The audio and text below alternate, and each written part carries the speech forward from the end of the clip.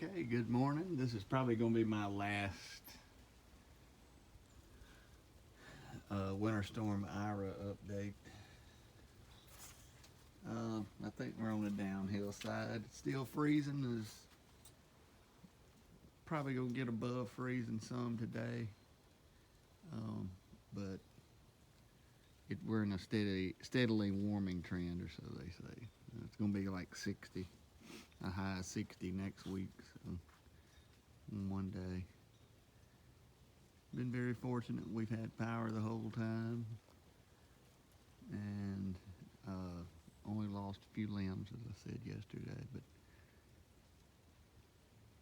still a possibility, I guess. I see, but we're hoping that's not the case. All right, well, that's it. I got bacon frying on the inside, so I need to go take care of it.